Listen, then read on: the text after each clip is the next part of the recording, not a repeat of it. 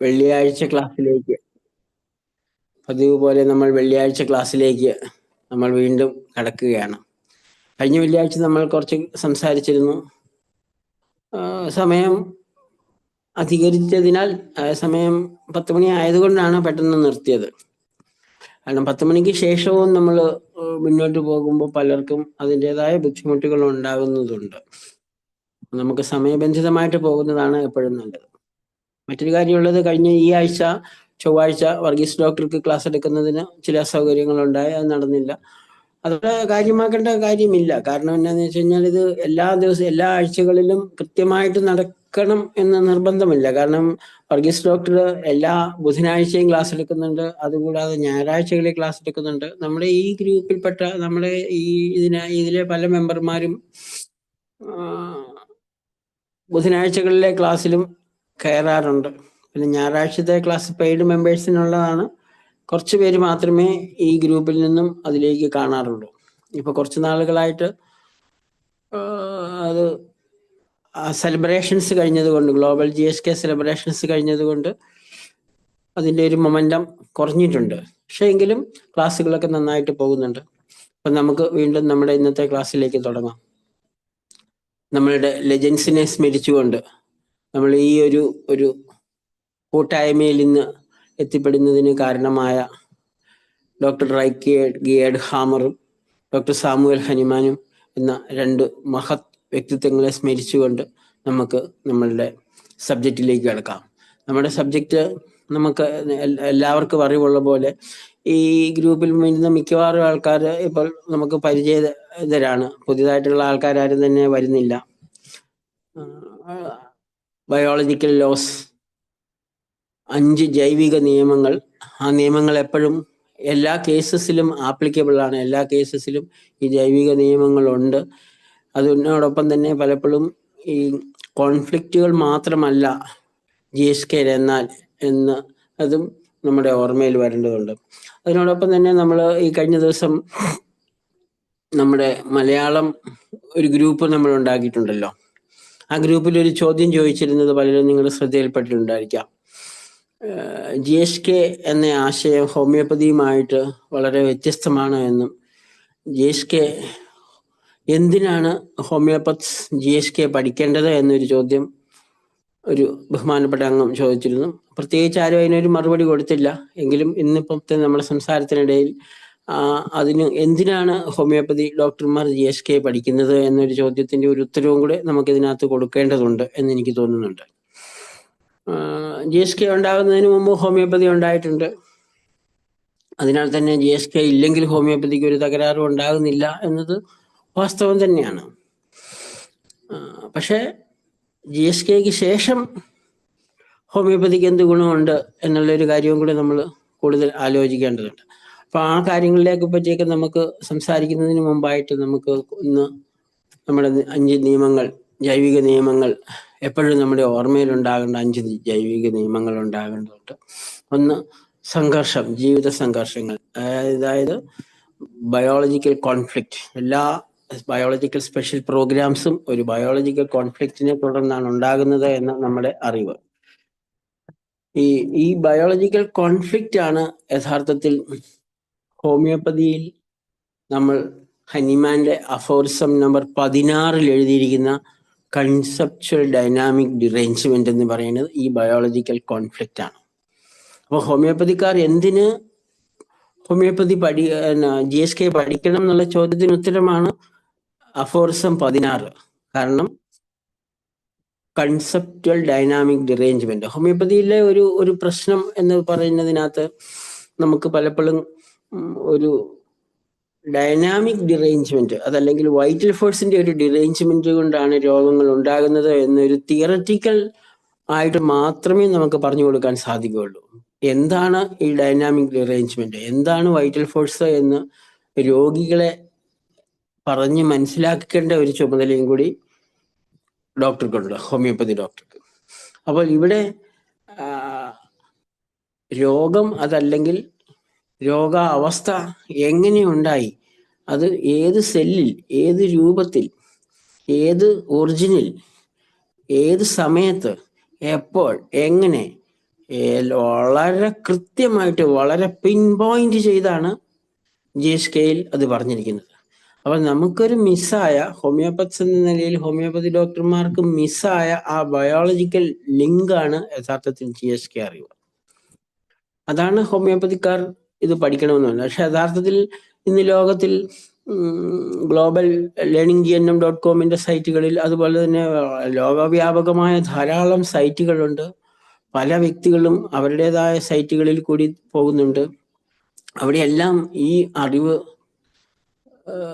തീർച്ചയായിട്ടും ലോകം കാണുന്നുണ്ട്, മനസ്സിലാക്കുന്നുണ്ട്.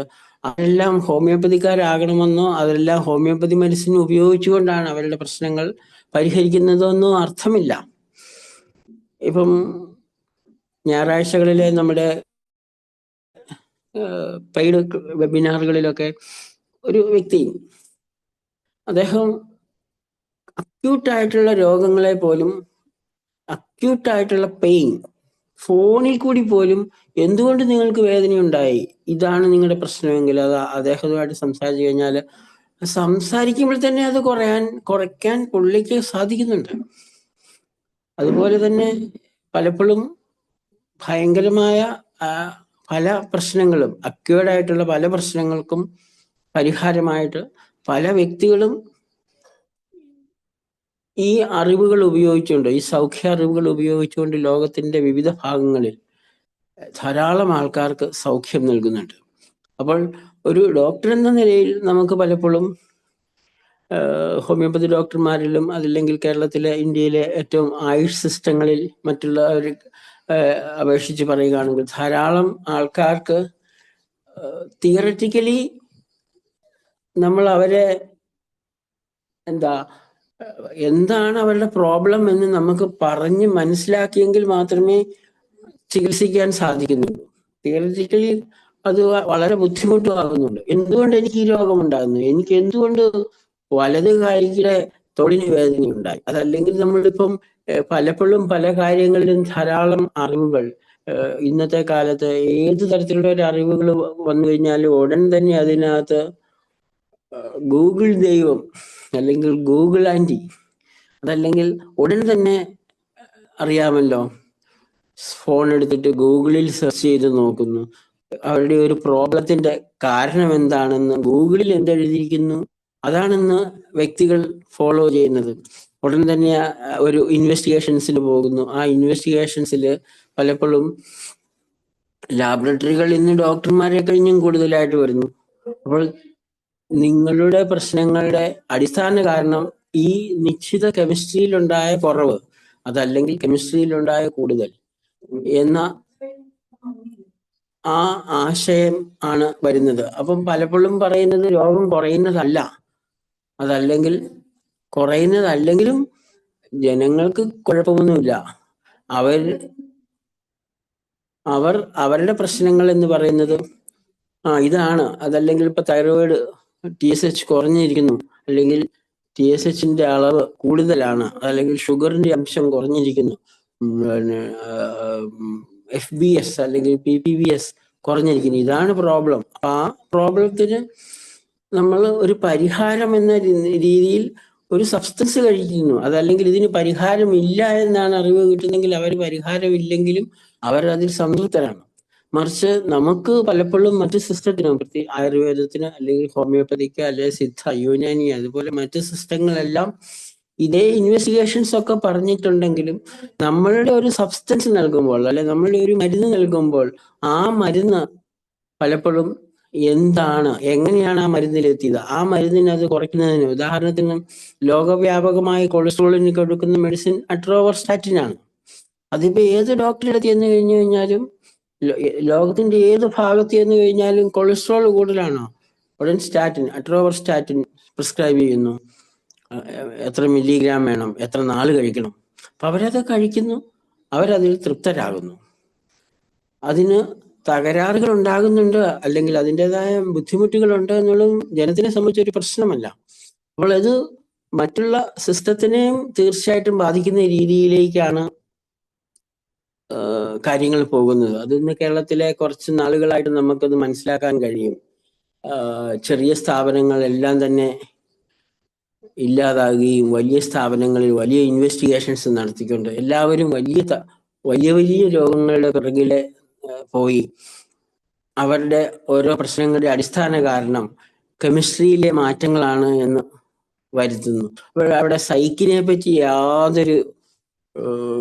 പിന്നെ യാതൊരു രീതിയിലുള്ള ഒന്നും പ്രവർത്തിക്കുക അല്ലെങ്കിൽ പറയാതെ സൈക്കിന് യാതൊരു ഇമ്പോർട്ടൻസ് നൽകാതെ അതേസമയം സൈക്കോസൊമാറ്റിക് ഡിസീസ് ആണെന്ന് പറയുകയും ഹോളിസ്റ്റിക് നേച്ചറിലാണ് ചികിത്സിക്കേണ്ടതെന്ന് പറയുകയും ഹോളിസ്റ്റിക് നേച്ചറിൽ ചികിത്സിക്കാതെ ഇരിക്കുകയും ചെയ്യുമ്പോഴാണ് ഈ GSKയുടെ അറിവുകളുടെ പ്രാധാന്യം നമുക്ക് വർദ്ധിക്കുന്നത്. ഈ GSK അറിവുകൾ അനുസരിച്ചിട്ട് ഒരു വ്യക്തിക്കുണ്ടാകുന്ന എല്ലാ പ്രശ്നങ്ങൾക്കും അയാളുടെ ശരീരത്തിലുണ്ടാകുന്ന സ്വാഭാവികമായ രോഗങ്ങളിലെല്ലാം ഒരു കോൺഫ്ലിക്റ്റിനോടനുബന്ധിച്ച് അല്ലെങ്കിൽ ഒരു കോൺഫ്ലിക്റ്റിന് ശേഷം ഈ കോൺഫ്ലിക്റ്റ് എന്ന് പറയുന്നത് മനസ്സിൽ മാത്രം അല്ലെങ്കിൽ സൈക്കിൾ ബോധത്തിൽ മാത്രമല്ല ബ്രെയിനിലും അവയവത്തിലും ഒരുമിച്ചുണ്ടാകുന്നതാണ് എന്നുള്ള ഒരു അറിവ് രോഗിയിലേക്ക് എത്തുമ്പോൾ അതുമൂലമാണ് അതിങ്ങനെയാണ് എന്ന് ആ അറിവ് ലഭിക്കുമ്പോഴാണ് സാധാരണക്കാരായ വ്യക്തികളും എല്ലാം ഇത് ശരിയാണ് എന്ന് മനസ്സിലാക്കുന്നത്. അപ്പോൾ അതിനോടൊപ്പം ഒരു മെഡിസിൻസിന്റെയും കൂടെ സഹായത്തോടുകൂടി ഹോമിയോപ്പതി ഡോക്ടർമാരാണ് അതല്ലെങ്കിൽ അലോപ്പതി ആയുർവേദ ഡോക്ടർമാർക്കോ മറ്റുള്ളവർക്കെല്ലാം ഇതാണ് നിങ്ങളുടെ പ്രശ്നത്തിന് അടിസ്ഥാന കാരണം. ഈ അടിസ്ഥാന കാരണത്തിനെ മാറ്റിക്കൊണ്ട് നമുക്ക് രോഗത്തെ മാറ്റാൻ കഴിയും എന്നൊരു കാഴ്ചപ്പാട് വരെ. ഇപ്പൊ പെട്ടെന്ന് എനിക്കൊരു ഉദാഹരണം പറയാൻ തോന്നുന്നത്, ഈ അടുത്ത ദിവസം ഒരു 15 ദിവസം മുമ്പ് എൻ്റെ അടുത്ത് വന്ന ഒരു 35 വയസ്സുള്ള എംടെക്കുകാരനായ ഒരു വ്യക്തി. അദ്ദേഹം കുവൈറ്റിലാണ് ജോലി ചെയ്യുന്നത്. 15 ദിവസം കുവൈറ്റിലുണ്ടാവും, അടുത്ത 10 ദിവസം കേരളത്തിലായിരിക്കും. അപ്പം മാസത്തിൽ പകുതി ദിവസങ്ങളിലും ജോലി സ്ഥലത്തും പകുതി ദിവസങ്ങളിലും കേരളത്തിലുമായിട്ട്. അപ്പോൾ ഒരു വലിയൊരു കമ്പനിയിൽ അത്ര വലിയൊരു പോസ്റ്റിൽ ജോലി ചെയ്യുന്ന ഒരു വ്യക്തി, അദ്ദേഹത്തിന് തുമ്മലാണ്. 3 വർഷമായിട്ട് തുമ്മല്, മൂക്കൊലിപ്പ്, അലർജി, അതല്ലെങ്കിൽ തൊണ്ടയ്ക്ക് പ്രശ്നം, ഈ രീതിയിൽ അദ്ദേഹം പറയുന്നു. അപ്പോൾ അദ്ദേഹം പല ഡോക്ടർമാരെ കണ്ടു, പല ചികിത്സ നടത്തി, പല രീതിയിലുള്ള മരുന്നുകൾ കഴിച്ചു. അപ്പം ആരോ പറഞ്ഞിട്ടാണ് എൻ്റെ അടുത്ത് എത്തിയത് 15 ദിവസം മുമ്പ് എത്തിയിട്ട്. അപ്പോൾ അദ്ദേഹത്തിന് ഇനിയിപ്പോൾ നമ്മൾ നമ്മുടേതായ രീതിയിൽ ഒരു ഹോമിയോപ്പതിക് കേസിൽ കൂടി വീണ്ടും ഒരു മെഡിസിൻ കണ്ടെത്തി, തീർച്ചയായിട്ടും ഒരു മെഡിസിൻ കണ്ടെത്തി കൊടുത്തു കഴിഞ്ഞു കഴിഞ്ഞാൽ കുറയുക തന്നെ ചെയ്യും. പക്ഷെ അദ്ദേഹം ആ വഴിയും സ്വീകരിച്ചതിന് ശേഷമാണ് എൻ്റെ അടുത്തെത്തിയത്. അപ്പോൾ ഞാൻ അദ്ദേഹത്തോട് കൂടുതൽ GSKയെ പറ്റി ഒന്നും കൂടുതൽ സംസാരിക്കാൻ പോകാതെ തന്നെ ഈ സൈറ്റിന്റെ പേര് പറഞ്ഞു കൊടുക്കുകയും അതിനുശേഷം ഈ കോൺഫ്ലിക്റ്റ് സൈക്കിനെയും ബ്രെയിനിനെയും ഓർഗനെയും ഒരുമിച്ചാണ് ബാധിക്കുന്നത് എന്നും അതിനാൽ തന്നെ ഒരു 3 വർഷങ്ങൾക്ക് മുമ്പ് ഒരു ജോലി സംബന്ധമായ പ്രശ്നങ്ങൾ, അപ്പം ഞാൻ ഈ 3 വർഷങ്ങൾക്ക് മുമ്പ് എന്താണ് നിങ്ങൾക്ക് വിപരീതമായ സാഹചര്യങ്ങൾ ഉണ്ടായത് എന്ന് ഒന്ന് ഓർമ്മിക്കാൻ ശ്രമിച്ചപ്പോൾ പുള്ളി പറഞ്ഞ കുറേ പ്രശ്നങ്ങൾ ഉണ്ടായിരുന്നു ജോലി സംബന്ധമായ. അപ്പം 3 വർഷങ്ങൾക്ക് മുമ്പ് ദുബായിക്ക് പോകുന്നത് അല്ലെങ്കിൽ കുവൈറ്റിന് പോകുന്നതിന് മുമ്പ് നാട്ടിലൊരു കോളേജിൽ പഠിപ്പിക്കുകയായിരുന്നു. ആ പഠിപ്പിക്കുന്ന സമയത്ത് അവിടെ ഉണ്ടായ അല്ലെങ്കിൽ അവിടുത്തെ ചില ആ അറ്റ്മോസ്ഫിയറിനോട് പുള്ളിക്ക് യോജിക്കാൻ പറ്റാതായി അന്നാണ് തുടങ്ങിയത്. അപ്പൊ അത് കഴിഞ്ഞിട്ട് അദ്ദേഹം ആ അറ്റ്മോസ്ഫിയർ വിട്ട് മാറി വേറൊരു അറ്റ്മോസ്ഫിയറിൽ എത്തിയിട്ടും ഈ കംപ്ലൈന്റ് കുറഞ്ഞില്ല. അവിടെയാണ് നമ്മളുടെ GSKയുടെ പ്രസക്തി. ആ ഒരു ട്രാക്കിലായിരുന്നു അദ്ദേഹം.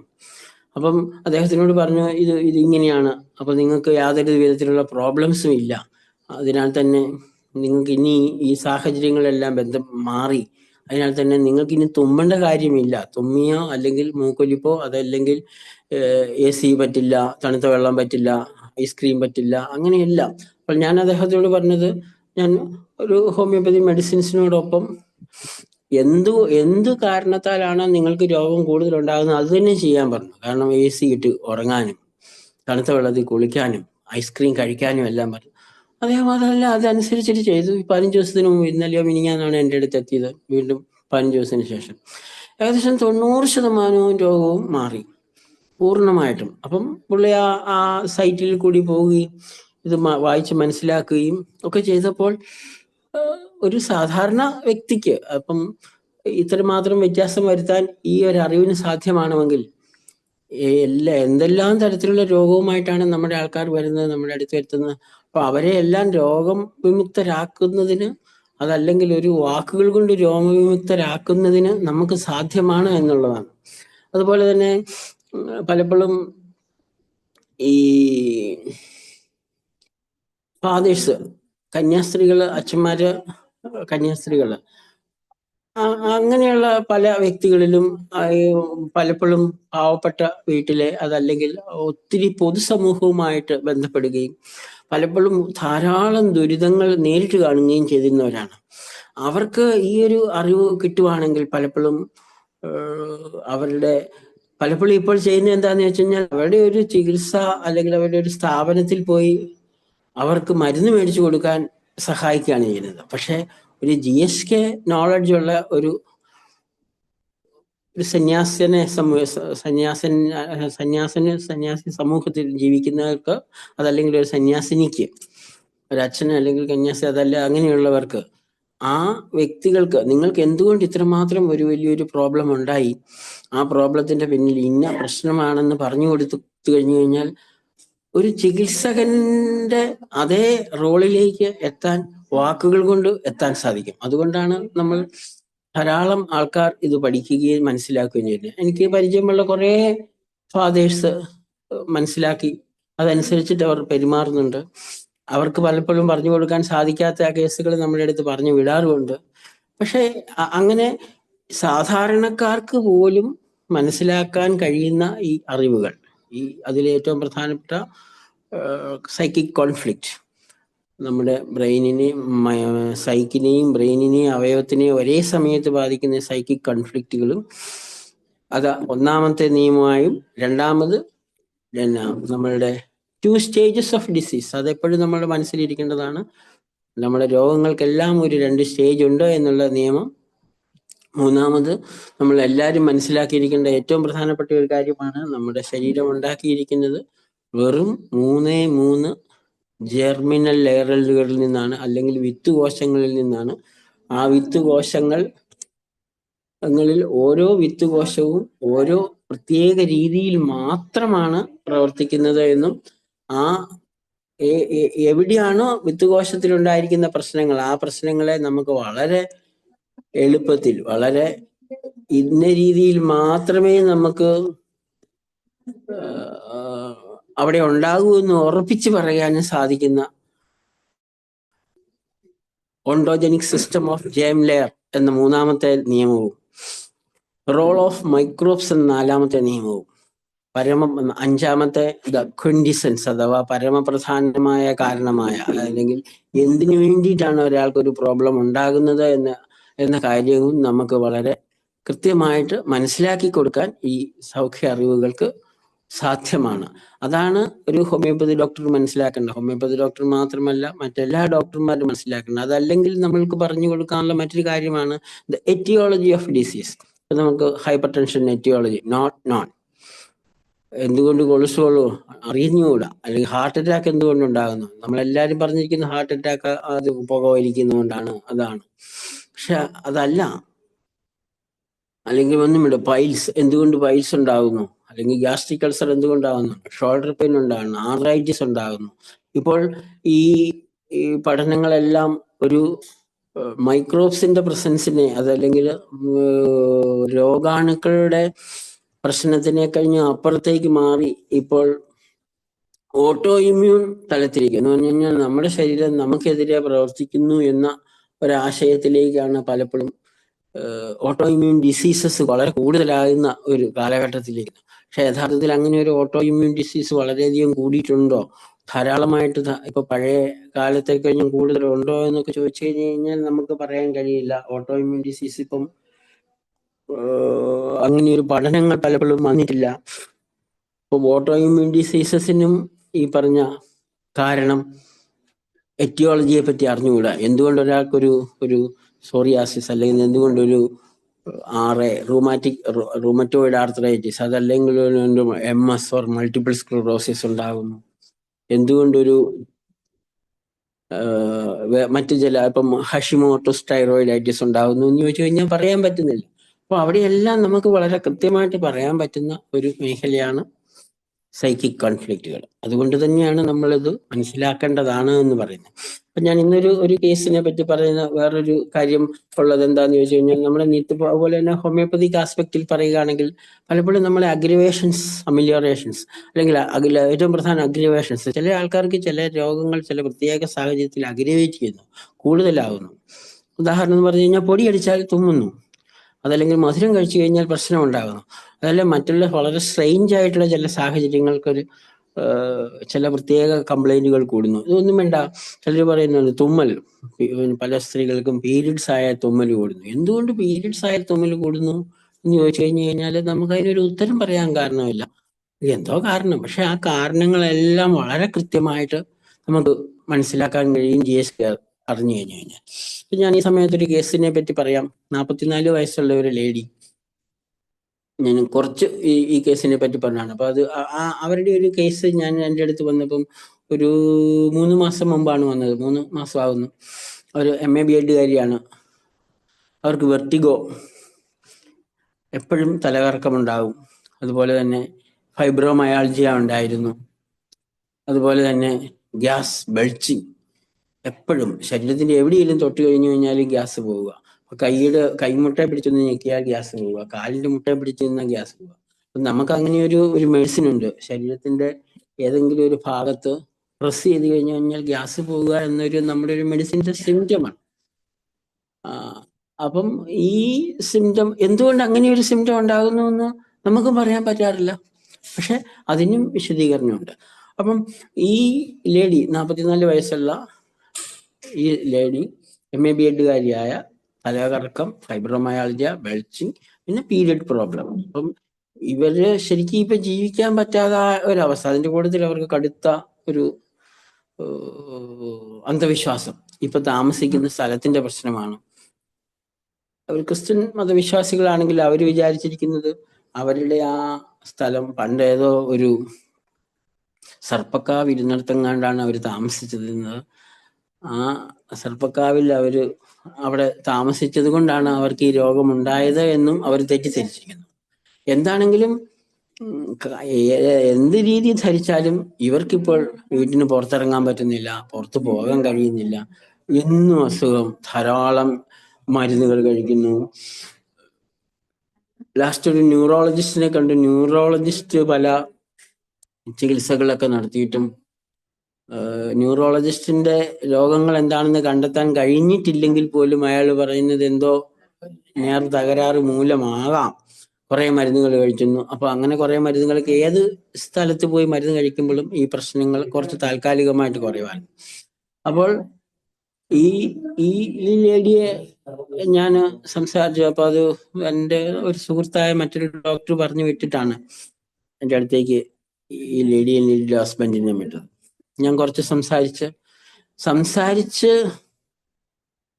ഒരാഴ്ച കഴിഞ്ഞ് വരാൻ പറഞ്ഞിട്ട് ആദ്യമായിട്ടാണ് ഒരിക്കലും നമ്മളുടെ ഒരു കേസ് ടേക്കിംഗ് പോലും പുള്ളിയിൽ അഗ്രവേഷൻ ഉണ്ടാക്കി.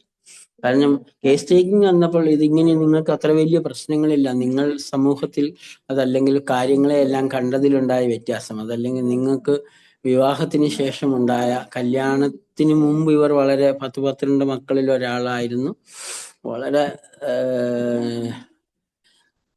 സ്വാതന്ത്ര്യത്തോടുകൂടി, എല്ലാവിധ സ്വാതന്ത്ര്യത്തോടുകൂടി ജീവിച്ചിരുന്ന ഇവർ ഒരു വിവാഹത്തോടുകൂടി വളരെ യാഥാസ്ഥിതികമായ ഒരു പശ്ചാത്തലത്തിലേക്ക് പറിച്ചു നൽകുകയും ഇവിടെ വന്നപ്പോൾ ഭർത്താവിന്റെ മാതാപിതാക്കൾ വളരെ യാഥാസ്ഥിതികരാകുകയും അവരുടെ ചെറിയ ചെറിയ കാര്യങ്ങളിൽ പോലും ഇവരെ റെസ്ട്രിക്റ്റ് ചെയ്യുകയും, അപ്പം പഠിച്ചുകൊണ്ടിരുന്ന സമയത്ത് BEdനോ MAക്കോ പഠിച്ചുകൊണ്ടിരുന്ന സമയത്ത് വിവാഹം കഴിച്ചു വന്നപ്പം പഠനത്തിനിടയിൽ തന്നെ ബാക്കി ക്ലാസ്സുകൾക്ക് പോയപ്പം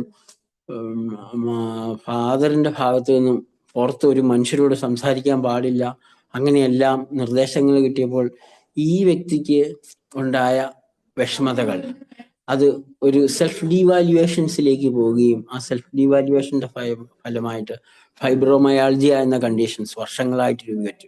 അപ്പം വളരെയധികം വിദ്യാഭ്യാസം നേടിയ MA BEd കാരിയായ ഇവർക്ക് ഒരു ജോലിക്ക് പോലും പോകാൻ പറ്റാത്ത രീതിയിലാണ് കുടുംബത്തിൽ നിന്നും വളരെ മോശമായ തിക്ത അനുഭവങ്ങൾ ലഭിച്ചത്. അപ്പൊ അതിനാൽ തന്നെ അവര് ഞാൻ എന്തിനാണ് ഇങ്ങനെ കൂടുതൽ ജീവിക്കുന്നത്, അല്ലെ ഞാൻ എന്തിനാണ് ഇങ്ങനെ കൂടുതൽ മുന്നോട്ട് പോകുന്നത് എന്നൊരു കാഴ്ചപ്പാടിൽ ഇവർക്ക് ഇവരെ പറ്റി തന്നെ വലിയൊരു വിഷമതകൾ വരികയും അതിന്റെ ഫലമായിക്കൊണ്ട് ഫൈബ്രോമയാൾജിയ, മസിൽസ് പെയിൻ ഉണ്ടായി. മസിൽസ് പെയിൻ ഉണ്ടാകുമ്പോൾ നമുക്കറിയാം കണക്റ്റീവ് ടിഷ്യൂ ഡിസോർഡർ ആണ്. സെൽഫ് ഡീവാലുവേഷൻ ഉള്ളപ്പോഴാണ് കണക്റ്റീവ് ടിഷ്യൂ ഡിസോർഡർ ഉണ്ടാകുക. ഒരു തീരുമാനം എടുക്കുന്നതിൽ പറ്റായിക, അന്നേരമാണ് കൺഫ്യൂഷൻ കൂടുതൽ ഉണ്ടാകുമ്പോൾ അങ്ങനെ ഒരു സാഹചര്യത്തിൽ അവർക്ക് സ്ഥിരമായി തലകറക്കം ഉണ്ടാകുക, ഗ്യാസുകൾ, ഇതെല്ലാം വന്നു. അപ്പോൾ ഈ ഒരു പ്രശ്നത്തിനെല്ലാം അടിസ്ഥാന കാരണമായിട്ട് കാര്യങ്ങളെ പറ്റി നിങ്ങൾക്ക് ഈ സാഹചര്യങ്ങളെ മാറ്റുന്നതിനായിട്ട് നിങ്ങൾക്കൊരിക്കലും സാധ്യമല്ലെങ്കിൽ ഇതിനായിട്ട് പൊരുത്തപ്പെടുക മാത്രമാണ് നിങ്ങളുടെ ലക്ഷ്യം എന്ന് പറഞ്ഞപ്പോൾ അതിനോട് ഇവർ യോജിച്ചില്ല. ഈ സ്ഥലം മാറ്റത്തിന്റെ പ്രശ്നമാണ് എന്നെല്ലാം പറഞ്ഞ് കുറച്ച് നമ്മൾ പറഞ്ഞതിനെ എല്ലാം ആദ്യമേ ഒന്ന് എതിർത്തു. പക്ഷെ എന്നാലും പല കാര്യങ്ങളും ഒരാഴ്ചക്ക് കൊണ്ട് വ്യത്യാസം വന്നു. പക്ഷെ എങ്കിലും അവരുടെ ഉറക്കമെല്ലാം നഷ്ടപ്പെട്ടു പോയി. ഉറക്കം നഷ്ടപ്പെടുക എന്ന് പറഞ്ഞു കഴിഞ്ഞാൽ എപ്പോഴും കൺഫ്ലിക്റ്റ് ആക്റ്റീവ് ഫേസിലാണെന്നാണ് അതിനെ നമുക്ക് മനസ്സിലാക്കേണ്ടത്. അതിനുശേഷം വീണ്ടും ഒരാഴ്ച കഴിഞ്ഞ് വന്നപ്പോൾ അവരുടെ കുടുംബത്തിലുണ്ടാകുന്ന കാര്യങ്ങളെ പറ്റി എല്ലാം സംസാരിച്ച്, നമ്മൾ ഇത്രയും വർഷങ്ങളായിട്ട് മക്കളെല്ലാം വളർന്ന് 40 വയസ്സായി, ഇനി ഏതെങ്കിലും തരത്തിലുള്ള ഒരു ജോലി ഉണ്ടാകണമെന്ന് നിർബന്ധമില്ല. അപ്പം നിങ്ങൾക്ക് വേണമെങ്കിൽ വിദ്യാഭ്യാസമുള്ള ഒരാളെന്ന നിലയിൽ സ്വന്തമായ ഒരു ട്യൂഷൻ സെന്ററോ അല്ലെങ്കിൽ അതുപോലെ നിങ്ങൾക്ക് സ്വയം വാല്യൂ ഉണ്ടാകുന്ന ഒരു വിഷയങ്ങളിലേക്കൊക്കെ നമുക്ക് പോകാം എന്നെല്ലാം പറഞ്ഞ് അവർ മെല്ലെ മെല്ലെ തിരിച്ചു വന്നു. എല്ലാ കാര്യങ്ങളിലും അവർ ഏകദേശം ഒരു 80% നോർമലായി. പക്ഷെ ഓരോ ചെറിയ പ്രശ്നം ഉണ്ടാകുമ്പോഴും വീണ്ടും പഴയതുപോലെ രോഗം വരും. അപ്പോൾ അതാണ് ഞാൻ പലപ്പോഴും 1-2 ക്ലാസ്സുകളിൽ പറഞ്ഞിട്ടുള്ളത്. യഥാർത്ഥത്തിൽ രോഗങ്ങളുടെ എല്ലാം അതല്ലെങ്കിൽ ട്രാക്കുകൾ, അതല്ലെങ്കിൽ പ്രശ്നങ്ങളെല്ലാം അടിസ്ഥാന പ്രശ്നം വീടാണ്, സ്വന്തം വീട്ടിലെ പ്രശ്നമാണ്. അപ്പൊ ഒരു ദിവസം അവരുടെ തൊട്ടടുത്ത വീടിനടുത്തൊരു അടുത്ത വീട്ടിലെ ഒരു കയറി താമസം അല്ലെങ്കിൽ കയറിക്കൂടലിന് പോയി. അവർക്ക് പുറത്തു പോകാൻ ഇഷ്ടമില്ല. പക്ഷെ എങ്കിലും ഞാൻ വീട്ടിൽ നിന്നും പുറത്തു പോകണം, സിനിമയ്ക്ക് പോകണം, ജീവിതത്തിലേക്ക് സാധാരണഗതിയിൽ മറ്റുള്ളിടത്ത്. ഇപ്പൊ ഈ ലേഡി വീട്ടിൽ നിന്ന് പുറത്തിറങ്ങിയാലായിരുന്നു, റോഡിൽ കൂടി പോകണമെങ്കിലും എന്തോ ഭയമോ. അപ്പൊ അടുത്ത വീട്ടിലൊന്ന് പോയതോടുകൂടി അവിടെ പാട്ട് പാടുന്നു. അപ്പൊ പാട്ടെല്ലാം കണ്ടു കഴിഞ്ഞപ്പോഴത്തേനും പുള്ളിക്കാരത്തേക്ക് വീണ്ടും പ്രശ്നമായി. അപ്പം ഓരോ ചെറിയ പ്രശ്നങ്ങളും ഇവർക്കൊരു ട്രാക്കായിട്ട് മാറി. ഓരോ പ്രാവശ്യവും അവരുമായിട്ട് സംസാരിച്ചു. അതിനോടൊപ്പം തന്നെ ഞാൻ പലപ്പോഴും അവർക്ക് മെഡിസിൻ നൽകുന്നുണ്ടായിരുന്നു. പക്ഷെ പലപ്പോഴും മെഡിസിൻസിനൊന്നും ഉദ്ദേശിക്കുന്ന എഫക്റ്റ് കിട്ടിയിട്ടേ ഇല്ല. അങ്ങനെ ഒരു 3-4 പ്രാവശ്യത്തെ കൺസൾട്ടേഷന് ശേഷം പിന്നെ ഒരു പ്രാവശ്യം വന്നപ്പം എല്ലാം വീണ്ടും വഷളായിട്ട് വന്നപ്പോഴാണ് പറഞ്ഞത്, പീരീഡ് ആകുമ്പോൾ എല്ലാ പ്രശ്നങ്ങളും. അപ്പൊ എന്തുകൊണ്ട് പീരീഡ് ആകുമ്പോൾ പ്രശ്നമാകുന്നുണ്ട്. അപ്പൊ ഞാൻ അവരോടുമായിട്ട് വീണ്ടും സംസാരിച്ചു, എന്താണ് പീരിയഡ്സ് നിങ്ങൾക്ക് ഉണ്ടാക്കുന്ന പ്രോബ്ലം. അപ്പോൾ അവൾ എന്നോട് വീണ്ടും ഒരു കഥയും കൂടി പറഞ്ഞു. അവരാദ്യമേ വിവാഹം കഴിഞ്ഞ് ഭർത്താവിന്റെ വീട്ടിലേക്ക് വരുന്ന സമയത്ത് അവരവരുടെ സ്വന്തം വീടുകൾ, സ്ത്രീകൾ പീരീഡ് ആയപ്പോൾ അവരുടെ സാനിറ്ററി നാപ്കിൻസ്, പാഡുകളായിരുന്നു ഉപയോഗിച്ചുകൊണ്ടിരുന്നത്. ഇവിടെ വന്നപ്പോൾ അത് ഉപയോഗിക്കുന്നതിന് ഇവിടുത്തെ വീട്ടുകാരെ എതിർക്കുകയും എതിര് നിൽക്കുകയും അത് പഴയ അവസ്ഥയിലുള്ള മറ്റു പുള്ളിക്കാരത്തിയെ സംബന്ധിച്ചിടത്തോളം ഒരിക്കലും യോജിക്കാൻ കഴിയാത്ത പഴയ തുണിയുടെ ഉപയോഗത്തിലേക്ക് പോകണമെന്ന് പറഞ്ഞു. അത് എന്നെ സംബന്ധിച്ചിടത്തോളം അതൊരു ഭയങ്കര ഷോക്കായി മാറി. അപ്പോൾ ഞാനന്ന് പുള്ളി എന്നോട് പറഞ്ഞാണ്, ഞാനന്ന് പറഞ്ഞത്, ഒരു സെക്കൻഡ്, ഞാനിത് വെച്ചിട്ടില്ല. അവരെ സംബന്ധിച്ചിടത്തോളം ഭയങ്കര ഷോക്കായി മാറി ആ ഒരു ഇൻസിഡന്റ്. അപ്പോൾ അവരൊന്ന് ചിന്തിച്ചതാണ്, ഈ ഒരു അവസ്ഥയിൽ ഞാൻ ഇത്രയും കാലം എൻ്റെ സ്വന്തം വീട്ടിൽ എൻ്റെതായ ഇഷ്ടാനിഷ്ടങ്ങളിൽ കഴിഞ്ഞ് ഇവിടെ വന്നപ്പോൾ ഒരു തികച്ചും സ്വകാര്യമായ ഒരു കാര്യത്തിൽ പോലും ഇത്രമാത്രം സമ്മർദ്ദങ്ങളും ഇടപെടലുകളും ഉണ്ടാകുന്നു, എന്തിനിങ്ങനെ ജീവിക്കുന്നു. അപ്പൊ അതോടുകൂടി പീരിയഡ്സ് ആകുക എന്ന് പറഞ്ഞു കഴിഞ്ഞാൽ അന്നാലേ തന്നെ അവർക്ക് ഈ ഇവിടെ പറഞ്ഞ കാര്യങ്ങൾ, ഈ തിക്താനുഭവങ്ങളുമാണ് വരുന്നത്. അപ്പം വേണമെങ്കിൽ തന്നെ നമുക്കൊരു റൂബ്രിക്കായിട്ട് എടുക്കാം, എന്താ ഓൾ കംപ്ലൈന്റ് അഗ്രിവേറ്റഡ് ഡ്യൂറിങ് പീരിയഡ്. പക്ഷെ യഥാർത്ഥത്തിൽ അതിന്റെ സൈക്കിക് കോൺഫ്ലിക്റ്റ് എന്ന് പറയുന്നത് പീരിയഡിനോടനുബന്ധിച്ചിട്ട് ഉണ്ടായ മാനസിക സംഘർഷങ്ങൾ. ആ സംഘർഷങ്ങൾ പീരീഡ് ആയിരുന്ന സമയത്ത് വീട്ടിൽ നിന്നും ഇവർക്ക് അനുഭവിക്കേണ്ടി വന്ന പ്രശ്നം. അപ്പം ഇപ്പോൾ അവർക്കൊന്നും അതൊന്നുമില്ല. അവരുടെ മാതാപിതാക്കളെല്ലാം ഇപ്പോൾ ഇവരുടെ കീഴിലാണ് വർക്ക് ചെയ്യുന്നത്, അല്ലെങ്കിൽ വർക്ക് ചെയ്യുന്നതല്ല, അവരുടെ കീഴിലാണ്, എല്ലാ കാര്യങ്ങളും നോക്കുന്നുണ്ട്. അവരെല്ലാം പ്രായമായി, വർഷങ്ങൾ കഴിഞ്ഞു. പക്ഷെ വർഷങ്ങൾ കഴിഞ്ഞിട്ടും ഇപ്പോഴും ഇവരുടെ പീരീഡ് എന്ന് പറയുന്നത് ഒരു ഭയങ്കര പ്രോബ്ലമാറ്റിക്കായി മാറി. അപ്പോൾ ഈ ഒരു കാര്യത്തെ പറ്റി അവരുമായിട്ട് സംസാരിച്ചു കഴിഞ്ഞതിന് ശേഷം പിന്നെ നെക്സ്റ്റ് തവണ വന്നു കഴിഞ്ഞപ്പോൾ അവർക്കൊരു നോർമൽ പീരീഡ് ഉണ്ടായി, കംപ്ലൈന്റുകൾ കൂടുതൽ ഉണ്ടാകാതെ മാറി. അപ്പൊ അവിടെയും നമുക്ക് ഈ അറിവുകൾ മൂലം നമുക്ക് അവരെ നോർമലായിട്ട് കൊണ്ടുവരാൻ, ഇപ്പോഴും പൂർണ്ണമായിട്ട് നോർമലായെന്ന് പറയത്തില്ല. അവരിപ്പോഴും പറഞ്ഞിരിക്കുന്നത് ഞാനൊന്ന് വീട് മാറിയാലോ എന്നാണ് ഓർത്തിരിക്കുന്നത്. കാരണം അവർക്ക് കൂടുതൽ പറമ്പുണ്ട്, 2-3 ഏക്കർസ് പറമ്പുണ്ട്.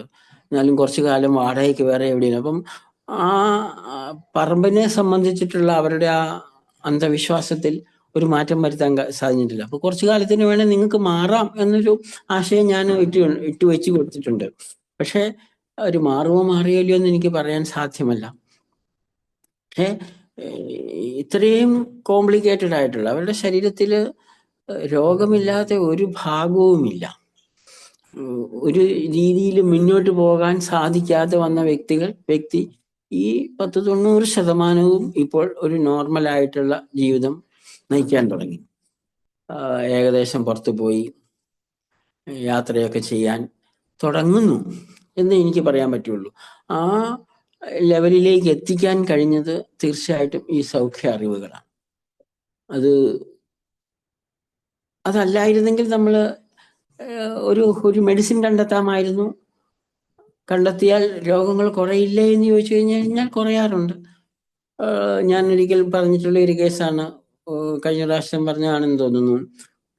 ഒരു ഹോമിയോപ്പതി ഡോക്ടർ 2 വർഷത്തോളം വളരെ നല്ല രീതിയിൽ പ്രാക്ടീസ് ചെയ്യുന്ന ഒരു ഡോക്ടർ ഭയങ്കര പഥ്യത്തോടു കൂടി ഒരാളെ ചികിത്സിച്ചു. ഒരു വ്യത്യാസവും വന്നില്ല.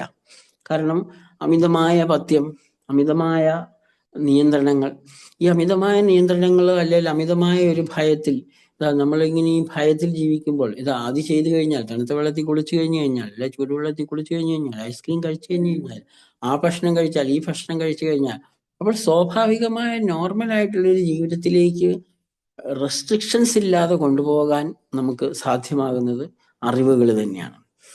ആ അറിവുകളാണ് നമ്മൾ ശരിക്കും നേടേണ്ടത്.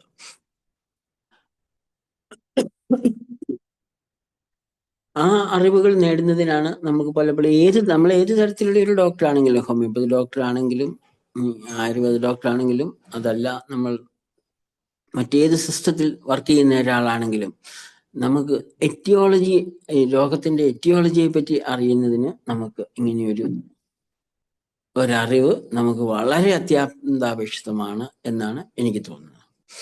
ഞാനിപ്പോ പറഞ്ഞ ആ രോഗത്തെ പറ്റി, ആ കേസിനെ പറ്റി എന്തെങ്കിലും ചോദ്യങ്ങൾ ചോദിക്കാനുണ്ടോ? ആർക്കെങ്കിലും ചോദിക്കാനുണ്ടെങ്കിൽ നമുക്ക് അൺമ്യൂട്ട് ചെയ്ത് സംസാരിക്കാം.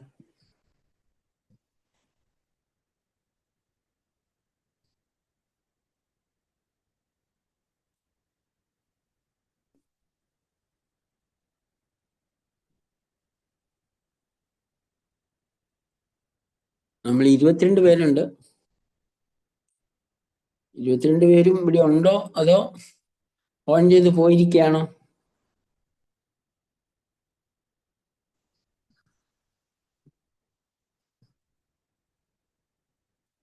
ആരും ചോദ്യങ്ങളൊന്നും ചോദിക്കുന്നില്ല. സാറേ, ഓക്കെ, ആരാണ്? ഡോക്ടർ ആന്റണിയാ. പറഞ്ഞോ ഡോക്ടറെ. ഇതില് ഈ സെൽഫ് ഡിവാലുവേഷൻ കണക്റ്റീവ് ടിഷ്യൂ മസിലിൽ വന്നു എന്നല്ലേ നമ്മൾ അനുമാനിക്കുന്നത്? അതെ. ന്യൂ ബ്രെയിൻ മീസോഡേമിലേക്ക്. അതെ. ഓ.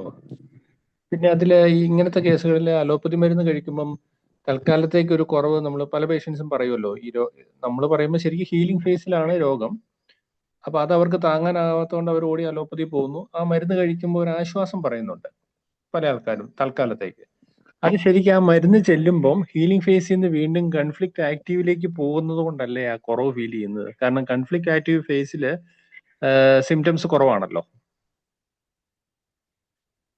അങ്ങനെ നമുക്ക് ചിന്തിക്കാൻ സാധ്യമാണെന്ന് പറയാൻ പറ്റില്ല. കാരണം എന്നാന്ന് വെച്ച് കഴിഞ്ഞാൽ കൺഫ്ലിക്റ്റ് ആക്റ്റീവ് ഫേസിലേക്ക് പോയത് കൊണ്ട് മാത്രമല്ല, ഹീലിംഗ് ഫേസിൽ തന്നെ നമുക്ക് ഇവിടെ എനിക്കൊരു ഹെൽപ്പ് കിട്ടിയിരിക്കുന്നു.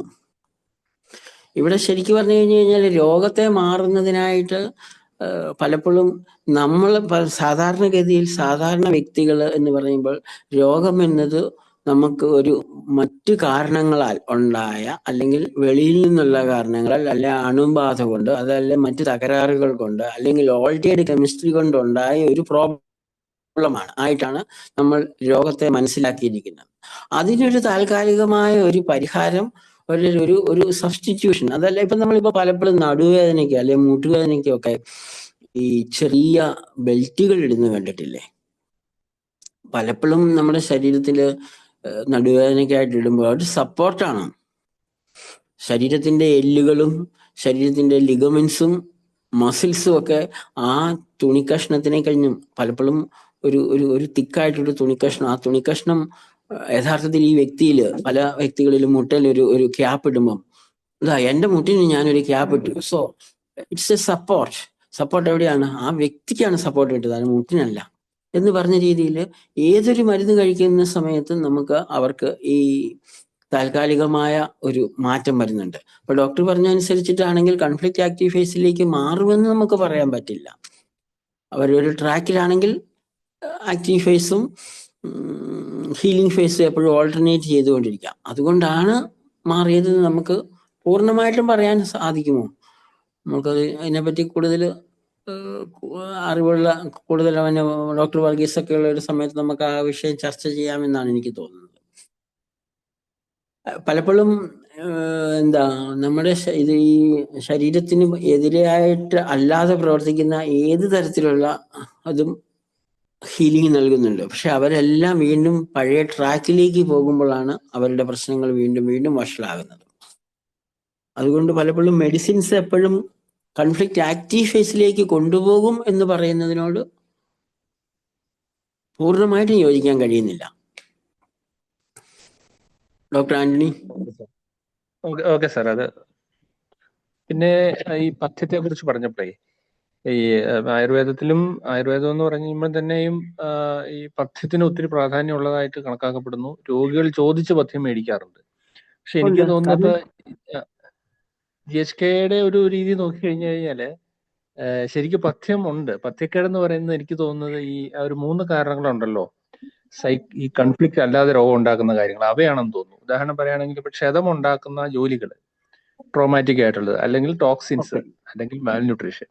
എനിക്ക് തോന്നുന്നു ഇതാണ് പഥ്യക്കേടെന്ന് തോന്നുന്നു, ഇതുമായി ബന്ധപ്പെട്ടുള്ള ജീവിതചര്യകൾ.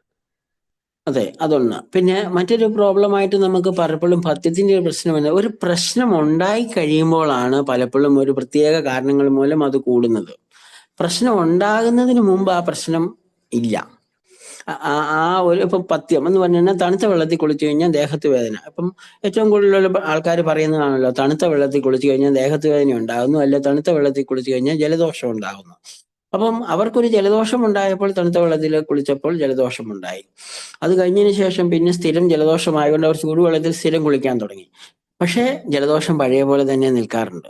അതായത് അവർ വീണ്ടും പഴയ ആ പഥ്യത്തിൽ തന്നെയാണ് നിൽക്കുന്നതെങ്കിലും അവരുടെ കംപ്ലൈന്റ് കുറയുന്നില്ല. അവര് കുളി തണുത്ത വെള്ളത്തിൽ നിന്നും ചൂടുവെള്ളത്തിലേക്ക് മാറിയെന്ന് മാത്രം. പിന്നെ കുറച്ചു കാലം കഴിയുമ്പോൾ ഒരാഴ്ച കഴിയുമ്പോഴത്തേന് പിന്നെ അതൊരു ശീലമായി മാറുകയും അതിനോട് അവർക്ക് ടോളറൻസ് ഇല്ലാതാവുകയും പിന്നെ ആ പ്രശ്നം, പിന്നെ അതൊരു മാനസികമായ ഒരു പ്രശ്നം തന്നെയാണ്. ഇപ്പൊ തണുത്തപ്പം നമ്മളിപ്പം വളരെ ചെറുപ്പത്തിൽ തന്നെ കുട്ടികളെ എല്ലാവരും നമ്മൾ പറഞ്ഞു പഠിപ്പിക്കുന്ന ഒരു കാര്യമാണല്ലോ, മഴ നനഞ്ഞാൽ പനി പിടിക്കുമെന്ന്.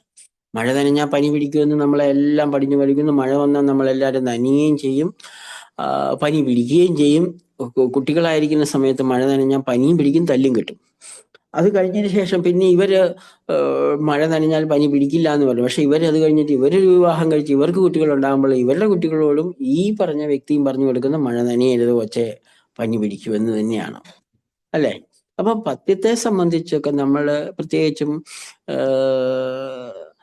അതിന് ചില ശാസ്ത്രങ്ങളുണ്ട്, ഇല്ലെന്ന് ഞാൻ പറയുന്നില്ല. പക്ഷെ അതൊരു പ്രോബ്ലം ഉണ്ടായി കഴിഞ്ഞിട്ടാണ്. പ്രോബ്ലം ഉണ്ടാകുന്നതിന് മുമ്പ് വളരെ ഹെൽത്തി ആയിട്ടിരിക്കുന്ന ഒരവസ്ഥയിൽ ഇതിനകത്തൊന്നും യാതൊരു തരത്തിലുള്ള വലിയ സാങ്കത്യം ഇല്ല എന്നാണ്. ഇപ്പൊ ഉദാഹരണം പറയുകയാണെങ്കിൽ എനിക്കിപ്പോൾ ഒരു പനി പിടിച്ചു, ജലദോഷം ഒക്കെ പിടിച്ചു, അന്ന് 2-3 ദിവസം മുമ്പായിരുന്നു. അപ്പം വേണമെങ്കിൽ ഒരു ദിവസം വിശ്രമിക്കാമായിരുന്നു. പക്ഷെ എനിക്കിത് ജലദോഷവും പനി, ഇപ്പൊ ദേഹത്ത് നല്ല ചൂടുണ്ടായിരുന്നു എന്ന് പറഞ്ഞാൽ പനി ഉണ്ടായിരുന്നു. അന്നേരം എനിക്ക് ഒട്ടും സമയമില്ലായിരുന്നു ഒന്ന് വിശ്രമിക്കാനോ അല്ലെങ്കിൽ കിടക്കുന്നതിനോ.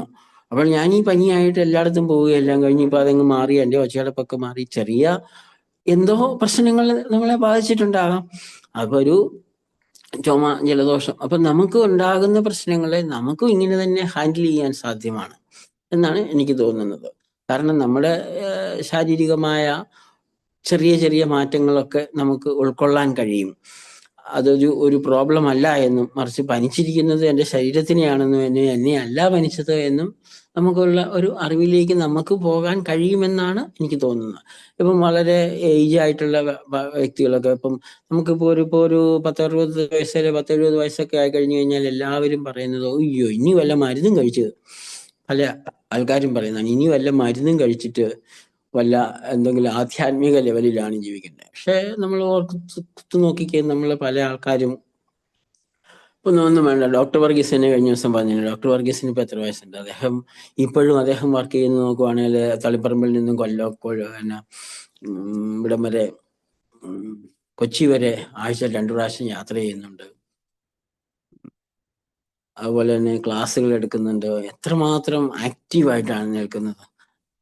അതുകൊണ്ട് അദ്ദേഹത്തിന് എന്തെങ്കിലും കംപ്ലൈന്റ് ഉണ്ടാകുന്നില്ല. അപ്പൊ ഞാൻ ഒരു ഉദാഹരണമായിട്ട് പറഞ്ഞതേ ഉള്ളൂ. അപ്പൊ നമുക്കും ഇത് ഈ അറിവ് യഥാർത്ഥത്തിൽ നമുക്ക് മറ്റുള്ളവരെ കഴിഞ്ഞും കൂടുതൽ ഉപകാരപ്പെടുക നമുക്ക് തന്നെയാണ്. നമുക്ക് തന്നെ ആകാതെ സുഖമായിട്ടിരിക്കുന്നതിനാണ് നമുക്ക്. കാരണം നമുക്ക് ഒരു വിധത്തിലും നമ്മുടെ ചുറ്റുപാടുകളിലുള്ള സംഘർഷത്തിൽ നിന്ന് നമുക്ക് മാറി നിൽക്കുന്നതിന് സാധ്യമല്ല. ആ ചുറ്റുപാടുകളിലെ പ്രശ്നങ്ങൾ കുടുംബത്തിലാണെങ്കിലും, ഇമ്മീഡിയറ്റ് ഫാമിലിയിലും, അല്ലെങ്കിൽ നമ്മളുടെ എക്സ്റ്റെൻഡഡ് ഫാമിലിയിലും, അതല്ലെങ്കിൽ നമ്മുടെ സൊസൈറ്റിയിലും, നമ്മുടെ ജോലി സ്ഥലത്തും, അല്ലെങ്കിൽ ജോലി പ്രദേശത്തും എല്ലാം നമ്മൾ എപ്പോഴും വിപരീത സാഹചര്യങ്ങളെ നേരിട്ടുകൊണ്ടാണ് ഇരിക്കുന്നത്. ഈ വിപരീത സാഹചര്യങ്ങളെ നേരിടുന്ന സമയത്ത് ഇത് നമ്മളിൽ എന്തെല്ലാം ഉണ്ടാക്കാം, നമ്മൾ ഉണ്ടാക്കുവാണെങ്കിൽ നമ്മൾക്ക് അതിനെ എങ്ങനെ തരണം ചെയ്യാം. ഇത് യഥാർത്ഥത്തിൽ ഇപ്പൊ പലപ്പോഴും ഇത് ആദ്യമായിട്ട് കേൾക്കുന്ന പല ഡോക്ടർമാരും അല്ലെങ്കിൽ പല വ്യക്തികളും ഒരു വല്ലാത്ത കോംപ്ലിക്കേറ്റഡ് ആയിട്ടുള്ള ഒരു കേസസ് ഇനി ഞാൻ ഇപ്പോൾ എന്ത് ചെയ്യണമെന്നാണ് ചോദിക്കുന്നത്. യഥാർത്ഥത്തിൽ ആ സമയത്ത് നമുക്ക് വളരെ പരിമിതമായിട്ട് ചെയ്യാനുള്ളൂ. എങ്കിൽ പോലും ചെയ്യാനില്ലെന്ന് ചോദിച്ചു കഴിഞ്ഞാൽ ധാരാളം ചെയ്യാനുണ്ട്. പക്ഷെ യഥാർത്ഥത്തിൽ അതല്ല. നമ്മൾക്കൊരിക്കലും ഒരു മോശപ്പെട്ട ഒരു സാഹചര്യത്തിലേക്ക്, അതല്ലെങ്കിൽ ഒരു സെല്ലുലാർ ചേഞ്ചസ്, വളരെ മോശപ്പെട്ട ഒരു സെല്ലുലാർ ചേഞ്ചസ്, ഒരു കനാൽ ഒബ്സ്ട്രക്റ്റ് ചെയ്യുന്ന രീതിയിൽ, ഇപ്പം എല്ലാ ഡക്റ്റിന്റെയും ഉള്ളില് എക്ടോഡെർമസ് സെൽസ് ആണുള്ളത്. അപ്പൊ എക്ടോഡെർമസ് സെൽസ് എല്ലാ ഡക്റ്റിന്റെ ഉള്ളിൽ ഉണ്ടാകുമ്പോൾ തന്നെ നമുക്ക് എന്തെല്ലാം ഒരു കൺഫ്ലിക്റ്റ് ആക്റ്റീവ് ഫേസ് കഴിഞ്ഞ് ഹീലിംഗ് ഫേസിൽ അത് ക്ലോസ് ആയി പോകുന്ന ഒരു സാഹചര്യമാണ്. അപ്പൊ അങ്ങനെയൊക്കെയുള്ള ഒരു സാഹചര്യങ്ങൾ നമുക്ക് ഒഴിവാക്കാം. എത്ര പ്രായത്തിലും സുഖകരമായിട്ടിരിക്കാം. അതല്ല, ഇനി എന്തെങ്കിലും ഒരു പ്രശ്നങ്ങൾ ഏതെങ്കിലും ഒരു കാലഘട്ടത്തിൽ ഉണ്ടാകുവാണെങ്കിൽ ആ പ്രശ്നത്തിനെ നമുക്ക് വളരെ ഭംഗിയായിട്ട് നേരിടാൻ സാധിക്കും എന്നുള്ളതാണ് ഇതിന്റെ ഏറ്റവും പ്രധാനപ്പെട്ട ഒരു കാര്യമായിട്ട് എനിക്ക് തോന്നിയിട്ടുള്ളത്. അത് പലപ്പോഴും പല ഡോക്ടർമാരും ഇപ്പൊ അതിനകത്ത് പല ആഴത്തിൽ പഠിക്കുന്നതിന് മടിയുള്ള, എന്നാൽ ജസ്റ്റ് ആരെങ്കിലും കേൾക്കുവാണെങ്കിൽ പറഞ്ഞേക്കാം, അല്ലെ കേട്ടേക്കാം, പറയുന്നത് കേൾക്കാം, ആ രീതിയിലുള്ള ഡോക്ടർമാരാണേലും ഇപ്പം പലരും അവരുടെ ജീവിതത്തിൽ അല്ലെങ്കിൽ അവരുടെ ഇമ്മീഡിയറ്റ് ഫാമിലിയിൽ ഉണ്ടാകുന്ന കാര്യങ്ങളെ പറ്റി അവർക്ക് ബോധ്യമാകുകയും ഇത് ശരിയാണെന്ന് അവർക്ക് മനസ്സിലാക്കാൻ സാധിക്കുകയും ചെയ്യുന്നുണ്ട്. അതുകൊണ്ട് ആണ് ഈ അറിവുകൾ നമ്മൾ പഠിക്കേണ്ടതാണെന്ന് വെക്കുന്നത്. അതാണ് എനിക്ക് ആ കഴിഞ്ഞ ദിവസം ചോദ്യം ചോദിച്ച വ്യക്തിയോട് പറയാനുള്ളത്. അപ്പം നമ്മളിത് മനസ്സിലാക്കുന്നത് എന്തിനെന്നുള്ള ചോദ്യം ഇതാണ്, നമ്മുടെ എറ്റിയോളജി. അതനുസരിച്ചിട്ട് തന്നെ നമുക്ക് ചികിത്സിക്കാൻ സാധ്യമാണ് എന്നാണ് എനിക്ക് തോന്നുന്നത്. വേറെ എന്തെങ്കിലും ആരെങ്കിലും ചോദ്യം ഉണ്ടോ? നമുക്ക് എന്തെങ്കിലുമൊക്കെ സംസാരിക്കാം. അനിത ഡോക്ടറെ. സാറേ, ഓക്കെ സാർ. ആ മാർക്ക് വേറെ നിർത്തുമല്ല. 47 9:47 ഉള്ളു, 10 മണി വരെ ഉണ്ട്. അതല്ല ഞാൻ കഴിഞ്ഞ ദിവസം കൂടുതലായിട്ട് സമയം പറഞ്ഞപ്പോൾ നമുക്ക് പിന്നെ പെട്ടെന്ന് നിർത്തേണ്ടി വന്നു. അതിനാൽ ഇന്ന് കുറച്ച് കൂടുതൽ സമയം എടുത്തന്നേ ഉള്ളൂ. ഈ പഥ്യത്തെ പറ്റിയും റെസ്ട്രിക്ഷൻസിനെ പറ്റിയും കഴിഞ്ഞ പ്രാവശ്യം ഞാൻ സംസാരിച്ചതാണ്. മധുരം ഒരു സാധാരണ പല അറിവുകളും നമുക്ക് ഇപ്പം ഉദാഹരണത്തിന് ഇപ്പം ഹോമിയോപ്പതി ഡോക്ടർമാരുണ്ടെങ്കിൽ പറയാം, പ്ലേറ്റ്ലെറ്റ്സ് ഭയവുമായിട്ട് ബന്ധപ്പെട്ടതാണ്. പ്ലേറ്റ്ലെറ്റ്സ് കൂടിയിട്ടുണ്ടെങ്കിൽ ഭയമുണ്ടെന്ന് ഓർപ്പിക്കാം. അത് എനിക്ക് നമ്മുടെ ഒരു ഹോമിയോപ്പതി ഡോക്ടറായ ചെന്നൈയിലുള്ള ഒരു ഡോക്ടറുടെ ക്ലാസ്സിൽ നിന്നാണ് കിട്ടിയത്. ഡോക്ടർ പറഞ്ഞതിന്റെ ബാക്കി പറഞ്ഞില്ലല്ലോ അനിത ഡോക്ടറെ.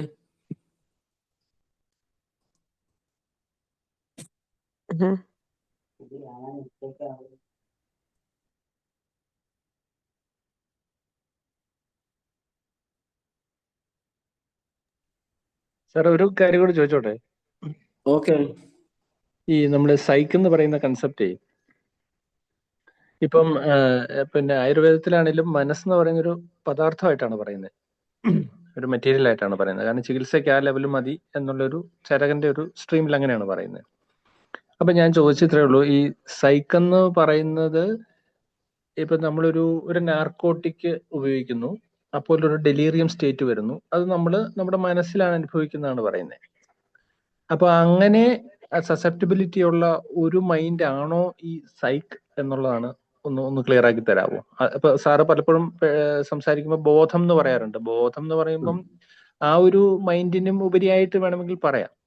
അപ്പൊ അത്രയും ഉപരിയായ ഒരു മൈൻഡിൽ ഈ കൺഫ്ലിക്റ്റ് ഏക്കണമെങ്കിൽ അത് ഈ ഡെലീറിയം പോലെയുള്ള അവസ്ഥകൾക്ക് വിധേയമാകുന്ന ഒരു മൈൻഡ് അല്ലേ എന്നുള്ളൊരു സംശയമുണ്ട്.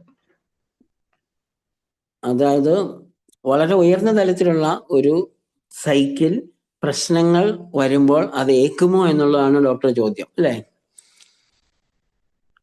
വളരെ ഉയർന്ന തലത്തിലുള്ള ഒരു ബോധത്തിൽ ഈ കാര്യങ്ങൾ ഏക്കുമോ എന്നില്ലയോ എന്നുള്ളത്. ഒരു വ്യക്തി ഈ സൈക്ക് എന്ന് പറയുന്ന കൺസെപ്റ്റ് തന്നെ അത്രയും ഒരു ഉയർന്ന തലത്തിലല്ലേ? മൈൻഡ് എന്ന് പറയുന്ന മരുന്നൊക്കെ കഴിക്കുമ്പോൾ അഫക്റ്റഡ് ആകുന്ന, ഡെലീറിയത്തിന് വിധേയമാകുന്ന ഒരു മൈൻഡ് ആണോ ഈ സൈക്ക് എന്നുള്ളതാണ് സംശയം. അങ്ങനെ അത് അല്ല എന്നാണ് എൻ്റെ അഭിപ്രായം. കാരണം എന്താന്ന് വെച്ച് കഴിഞ്ഞാൽ, മരുന്ന് കഴിക്കുമ്പം കഴിക്കുന്ന അത് കുറച്ചുകൂടെ താഴ്ന്നല്ലേ. ഇപ്പൊ നമുക്ക് പറയുകയാണെങ്കിൽ സൈക്ക് എന്ന് പറയുമ്പോൾ നമ്മളുടെ ബോധത്തിനെ പറ്റി പറയുമ്പോൾ നമ്മുടെ ബോധം നമ്മുടെ സെൻസുകളുടെ എല്ലാം ആകത്തുക. ഇപ്പം കാഴ്ച, കേൾവി, അല്ലെങ്കിൽ സ്പർശം, അതുപോലെ തന്നെ മറ്റ് ഇന്ദ്രിയങ്ങൾ, ഈ സെൻസുകൾ വഴിയായിട്ട് നമ്മുടെ ഉള്ളിലേക്ക് കയറുന്ന വിവരങ്ങൾ സ്റ്റോർ ചെയ്ത് സൂക്ഷിക്കുന്നു. ആ സ്റ്റോർ ചെയ്ത് സൂക്ഷിക്കുന്നത് ഓരോ വ്യക്തിയിലും ഓരോ രീതിയിലാണ്. അത് കോംപ്രിഹെൻഷനെ ബാധിക്കുന്നവരുണ്ടാകാം, അല്ലെങ്കിൽ കോംപ്രിഹെൻഷൻ ബുദ്ധിമുട്ടുള്ള നല്ലപോലെ കോംപ്രിഹെൻഡ് ചെയ്യാൻ വ്യക്തികളുണ്ട്. അതിനുശേഷം ഇതിന്റെ താഴെയുള്ള മറ്റ് ഫങ്ഷൻസ്, ഇപ്പൊ നമുക്ക് മനസ്സിന്റെ അല്ലെങ്കിൽ ബോധത്തിന്റെ താഴെയുള്ള മറ്റ് ഫങ്ഷൻസ് എന്ന് പറയുന്നത് വിൽ ഉണ്ട്, അണ്ടർസ്റ്റാൻഡിങ് ഉണ്ട്, മെമ്മറി ഉണ്ട്, അതുപോലെ തന്നെ ഇന്റലിജൻസ് ഉണ്ട്. ഇതെല്ലാം വ്യത്യസ്ത മേഖലകളാണ്. ഇപ്പൊ ഒരു വ്യക്തിയുടെ ഓർമ്മ എന്ന് പറയുന്നത് അയാളുടെ മനസ്സിലാക്കൽ കഴിവും ഓർമ്മയും വ്യത്യസ്തമുണ്ടാകാം. ചിലരുടെ ഓർമ്മ വളരെ കൂടുതലാകാം, പക്ഷെ അതുപോലെ തന്നെ ചിലരുടെ തീരുമാനങ്ങൾ എടുക്കുന്ന വിൽ പവർ. അപ്പൊ ഇതിനേതെങ്കിലും ഒരു തരത്തിലുള്ള ഒരു ഡിമാർക്കേഷൻസ് നമുക്ക് നൽകാൻ സാധ്യമല്ല. ഇതെല്ലാം കൂടെ കൂടിച്ചേരുന്ന ഒരു ഘടകം മാത്രമാണ് സൈക്ക്. അപ്പൊ ഇവിടെ സൈക്ക് ഒരു കാര്യത്തെ പറ്റി ഇപ്പം നമുക്ക് കോൺഫ്ലിക്റ്റ് ബാധിക്കുന്നത് എപ്പോഴാണെന്ന് പ്രത്യേകിച്ച് നമ്മുടെ ആദ്യത്തെ നിയമത്തിൽ പറയുന്നുണ്ട്. നമ്മൾ അപ്രതീക്ഷിതമായി ഒറ്റപ്പെട്ട രീതിയിൽ നമുക്ക് ഗാർഡിങ് ഇല്ലാതെ നിൽക്കുന്ന സമയത്താണ് നമ്മളെ ഇത് ബാധിക്കുന്നത്. അതല്ലാതെ ഒരു പ്രത്യേക കാര്യങ്ങൾ നമുക്ക് സംഭവിക്കാനിരിക്കുന്നതാണ് എന്ന് ബോധ്യത്തോടു കൂടി നിൽക്കുന്ന സമയത്ത് ഇതൊന്നും നമ്മളെ ബാധിക്കുന്നില്ല. ഇപ്പം ഉദാഹരണം പറയുകയാണെങ്കിൽ ഒരു വീട്ടിലെ ഡെത്ത്, ഒരാളുടെ ഡെത്ത്, ഒരാൾക്കൊരു ആക്സിഡന്റ് ഉണ്ടായി, അപ്രതീക്ഷിതമായിട്ട് ആക്സിഡന്റിന് ശേഷം അയാൾ കുറെ ദിവസം വളരെ മോശപ്പെട്ട ഒരവസ്ഥ കിടന്നു കഴിഞ്ഞു കഴിഞ്ഞാൽ എത്ര പ്രിയപ്പെട്ട ആളാണെങ്കിലും നമ്മൾ രക്ഷപ്പെടുത്താൻ സാധ്യമല്ലെങ്കിൽ ആ വ്യക്തി ഇനി അധികം കഷ്ടപ്പെടാതിരിക്കണമേ എന്നാണ് പ്രാർത്ഥിക്കുന്നത്. അതേസമയം പെട്ടെന്ന് വളരെ അപ്രതീക്ഷിതമായിട്ട് ഒരു ചിന്തയ്ക്ക് പോലും സമയം നൽകാതെ മരണപ്പെടുമ്പോൾ അത് കോൺഫ്ലിക്റ്റ് ആകുകയും ചെയ്യുന്നു. മറ്റേത് അങ്ങനെയല്ല, ആ പ്രശ്നവുമായിട്ട് ഐസൊലേറ്റ് ചെയ്യാതെ. അപ്പം ഈ വ്യക്തിയുടെ സൈക്കിന് ഒരു മുൻകരുതലുണ്ട്, കിട്ടുന്നുണ്ട് ഒരു പ്രത്യേക പ്രശ്നത്തിന്. അതുപോലെ തന്നെ പലപ്പോഴും ഒരു പ്രശ്നത്തിനെ എങ്ങനെ സമീപിക്കണമെന്ന് പലപ്പോഴും എല്ലാവർക്കും പറയുന്നതിനോ ഏത് രീതിയിലാണ് സമീപിക്കേണ്ടതെന്ന് പലർക്കും അറിയത്തില്ല. അതിനകത്ത് ഇപ്പൊ പലപ്പോഴും നമ്മൾ വളർന്നു വന്ന സാഹചര്യങ്ങളിൽ കൂടി എൻ്റെ ഒരു അഭിപ്രായം ഉണ്ടാവും, അല്ലെങ്കിൽ മറ്റൊരാളുടെ അഭിപ്രായം ഉണ്ടാവും. അല്ലെങ്കിൽ നമ്മൾ രണ്ടായിട്ട് പറയും, മന്മത് അല്ലെങ്കിൽ പരമത്. എൻ്റെ അഭിപ്രായവും വേറൊരാളുടെ അഭിപ്രായം. പക്ഷെ ഇത് രണ്ടും അല്ലാതെ വേറൊരു അഭിപ്രായമുണ്ട്. നമ്മളതിനെ ദൈവികമായ അഭിപ്രായം എന്ന് പറയുന്നുണ്ട്, ശ്രീമത്ത് എന്ന് പറയാറുണ്ട് പലപ്പോഴും. അപ്പൊ ഏതൊരു കാര്യത്തിലും ഒരു ശരിയുടെ ഭാഗമുണ്ട്, അതല്ലെങ്കിൽ ഒരു നിയമത്തിന്റെ ഭാഗമുണ്ട്, ശരിയുടെ ഭാഗമുണ്ട്. അപ്പൊ നമുക്ക് നമ്മുടെ അഭിപ്രായവും മറ്റൊരാളുടെ അഭിപ്രായവും ശരിയും എല്ലാം കൂടെ കൂടിച്ചേരുന്ന ഈ മൂന്നെണ്ണമുണ്ട്. ഇതിനകത്ത് ഏതാണ് നമ്മൾ സ്വീകരിക്കേണ്ടത് എന്നുള്ളതാണ്. ആ സ്വീകരണമാണ്, അത് ശരിയാകാതെ വരുമ്പോഴാണ് നമ്മൾ കോൺഫ്ലിക്റ്റഡ് ആയി മാറുന്നത്. അതിനാൽ തന്നെ ഒരാൾക്ക് വളരെ ഉയർന്ന രീതിയിലുള്ള സൈക്കുണ്ട് എന്നതുകൊണ്ട് മാത്രമേ കോൺഫ്ലിക്റ്റ് ഉണ്ടാകാതിരിക്കും എന്ന് ഡോക്ടർ പറഞ്ഞതിനോട് നമുക്ക് അതത്ര ശരിയല്ല. ആർക്ക് വേണമെങ്കിലും അങ്ങനെ ഉണ്ടാകാം. അത് ഉയർന്ന ലെവലിലല്ല, അത് വ്യക്തിയെ ആശ്രയിച്ചിരിക്കുന്നു. ചില ആൾക്കാരിൽ അത് വളരെ സെൻസിറ്റീവ് ആയിട്ടാണെങ്കിൽ എന്തും ബാധിക്കും എന്നാണ് എനിക്ക് തോന്നുന്നത്. അപ്പം ആയുർവേദ ഒരു സിദ്ധാന്ത പ്രകാരം അത് ഒരു കാലഘട്ടത്തിൽ ഉണ്ടായിരിക്കുന്ന ഒരു അഭിപ്രായമാണത്. ചരക സംഹിതയിലോ അല്ലെങ്കിൽ ഏതെങ്കിലും ഒരു ഗ്രന്ഥത്തിലെ ഒരു കാലഘട്ടത്തിന്റെ ഒരു അഭിപ്രായം. ഇപ്പോൾ നമ്മളിപ്പോൾ സംസാരിക്കുന്നത് ആധുനിക കാലഘട്ടത്തിൽ റേക്കി ജിയർഡ് ഹാമർ അദ്ദേഹം കണ്ടെത്തിയ ഒരു അഭിപ്രായം. അപ്പം ആ കാലഘട്ടത്തിലെ അഭിപ്രായം അത് മാത്രമാണ് ശരിയെന്ന് പറയുന്നതോ, അതല്ലെങ്കിൽ ഇപ്പോഴത്തെ കാലഘട്ടത്തിൽ ഈ അഭിപ്രായം മാത്രമാണ് ശരിയെന്ന് നമ്മൾ ചിന്തിക്കേണ്ടതില്ല. അതിനകത്ത് യോജിപ്പുള്ള ഭാഗങ്ങൾ നമുക്ക് എടുക്കാം, ഈ കാലഘട്ടത്തിൽ നമുക്ക് യോജിക്കാവുന്ന അഭിപ്രായങ്ങൾ എടുക്കാം എന്നാണ് എനിക്ക് തോന്നുന്നത്. അതിനകത്ത് ഒരു ഫ്ലെക്സിബിലിറ്റി ഉണ്ടാകുന്നതായിരിക്കും നല്ലതെന്ന് എനിക്ക് തോന്നുന്നു. Doctor Antony. Thank you sir.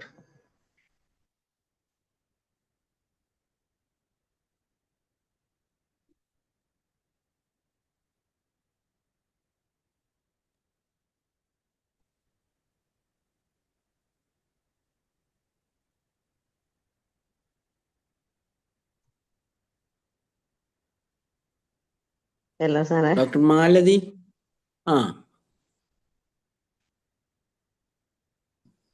Hello doctor. ഡോക്ടറെ അനിത പറയൂ. ഇല്ല സാറേ, മാലതി മാലതി ഡോക്ടർ എന്തെങ്കിലും പറയുന്നുണ്ടോ?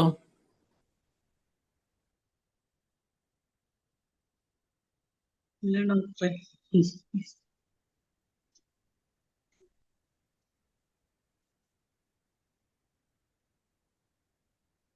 ഓക്കെ. അപ്പോൾ ഇതിന്റെ കാര്യങ്ങൾ ഇത്രയൊക്കെയാണ് നമുക്ക് മനസ്സിലാക്കേണ്ടത്. എപ്പോഴും നമ്മുടെ മുന്നിൽ വരുന്ന എല്ലാ രോഗങ്ങൾക്കും നമുക്ക് ഒരു വിശദീകരണമുണ്ട്. അത് 2-3 തരത്തിലുള്ള വിശദീകരണങ്ങളുണ്ട്.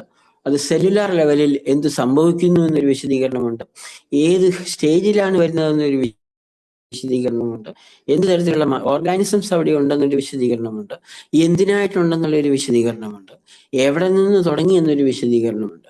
ഈ എല്ലാ വിശദീകരണങ്ങളും നമുക്ക് കൃത്യമായിട്ട് പറയാൻ അതുപോലെ തന്നെ ഒറ്റ വിശദീകരണം മാത്രമല്ല ഉള്ളത് എന്ന് മനസ്സിലാക്കുക. ഒരു വ്യക്തി വരുന്ന സമയത്ത് അയാളുടെ വ്യത്യസ്തമായ അവയവങ്ങളിൽ വ്യത്യസ്തമായ രീതികളിൽ ഉണ്ടായിട്ടുണ്ടാകും കാര്യങ്ങൾ, കോൺഫ്ലിക്റ്റ് ബാധിച്ചിട്ടുണ്ടാകും. അത് ഒരേ സമയം 2 ഭാഗത്ത് ബാധിച്ചിട്ടുണ്ടെങ്കിൽ അതിനെ നമ്മൾ കോൺസ്റ്റലേഷൻസ് എന്ന് വിളിക്കും. എന്ന് പറഞ്ഞു കഴിഞ്ഞാൽ ഒരു കൂട്ടായ്മ, കോൺഫ്ലിക്റ്റുകളുടെ ഒരു കൂട്ടായ്മ, കോൺസ്റ്റലേഷൻസ് എന്ന് വിളിക്കുന്നു. കോൺസ്റ്റലേഷൻസ് ഉണ്ടായിട്ടുണ്ടെങ്കിൽ ഫിസിക്കൽ കംപ്ലൈന്റുകൾ ഉണ്ടാവില്ല, മറിച്ച് മെന്റൽ കംപ്ലൈന്റുകളായിരിക്കും ഉണ്ടാകുന്നത്. ആ മെന്റൽ കംപ്ലൈന്റോടുകൂടി, മെന്റൽ കംപ്ലൈന്റ് എന്ന് പറയുമ്പോൾ അത് പലപ്പോഴും ഒരു മാനസിക രോഗത്തിലേക്കോ അതല്ലെങ്കിൽ സിവിയർ ആയിട്ടുള്ള ഒരു മാനസിക രോഗത്തിലേക്കോ ഒരു ഷിസോഫ്രേനിയയിലേക്കോ അല്ലെങ്കിൽ ഒരു സൈക്കോസിസിലേക്കോ വലിയ രീതിയിലുള്ള വയലൻസിലേക്കോ പോകണമെന്ന് നിർബന്ധമില്ല. പലപ്പോഴും ചില ബിഹേവിയർ പ്രോബ്ലത്തിലേക്കോ അതല്ലെങ്കിൽ അവരുടേത് മാത്രമായ ചില പ്രശ്നങ്ങളിലേക്കോ. ഇപ്പം നമുക്ക് പലപ്പോഴും ചില വ്യക്തികളുടെ റിച്വലിസ്റ്റിക് മാനേഴ്സ് നമുക്ക് നോക്കാൻ കഴിയും.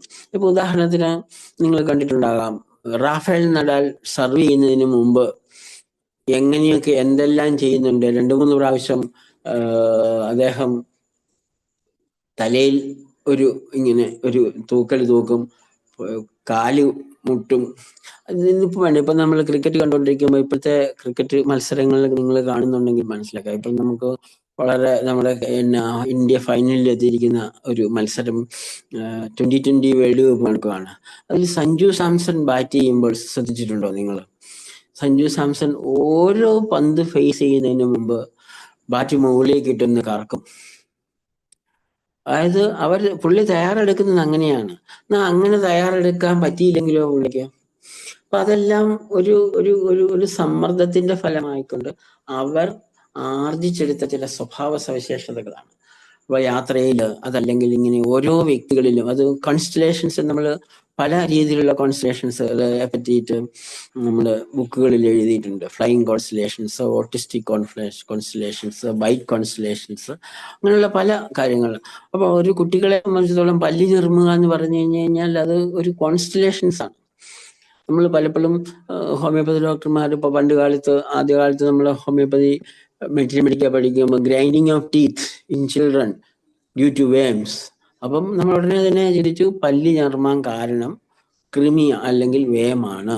അതായത് വിരശല്യമുള്ള കുട്ടികളുടെ പല്ലി ഞർമ്മലുണ്ട്. അതേസമയം വിരശല്യത്തിനെല്ലാം മരുന്നും എല്ലാം കൊടുത്ത് ഡീവേമിങ് എല്ലാം നടത്തി കഴിഞ്ഞു കഴിഞ്ഞാലും ഈ പറഞ്ഞ പല്ലി ഞർമ്മലുണ്ട്. പക്ഷെ നമ്മളിപ്പോഴും അങ്ങനെ വിചാരിക്കുകയും പല്ലി ഞെറുങ്ങുന്ന കുട്ടികളിൽ സിന എടുത്തു കൊടുക്കുകയും ചെയ്യുന്ന ആൾക്കാരായിട്ടുമുണ്ട്. അപ്പൊ അതിനെല്ലാം റീസൺസ് ഉണ്ട് എന്ന് അത് നമുക്ക് തിരിച്ചറിയാൻ സാധ്യമാകണം. നിങ്ങൾ ഇനിയൊന്ന് ഞാൻ പറഞ്ഞ പോലെ ഒന്ന് നോക്കിക്കേ. സഞ്ജു സാംസൺ ബാറ്റ് ചെയ്യുന്നതിന് മുമ്പ് ഓരോ തവണയും ബൗളറെ ഫേസ് ചെയ്യുന്നതിന് മുമ്പ് പുള്ളി ചില പ്രത്യേക മൂവ്മെന്റുകൾ നടത്തും.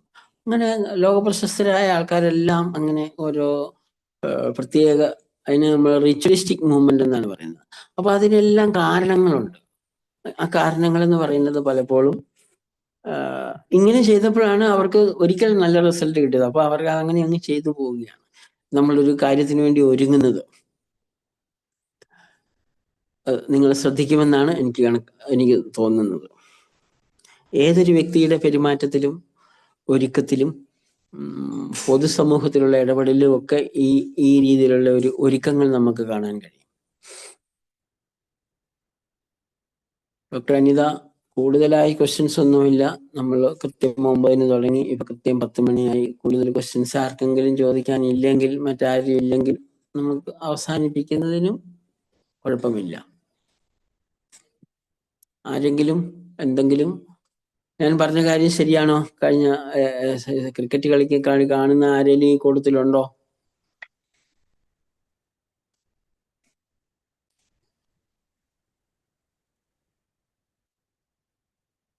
ആരുമില്ല? ശ്രദ്ധിച്ചിട്ടില്ല ഇത്?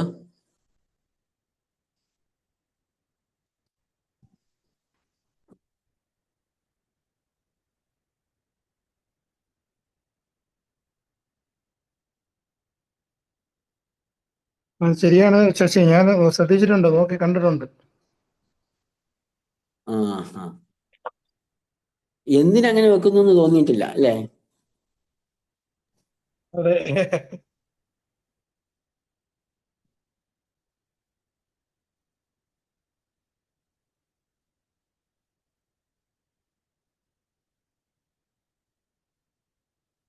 ഡോക്ടർ അനിത, നമുക്കെന്നാൽ ഇനി അവസാനിപ്പിച്ചാലോ? ചെയ്യാം സാറേ, വൈൻഡപ്പ് ചെയ്യാം നമുക്ക്. Thank you sir.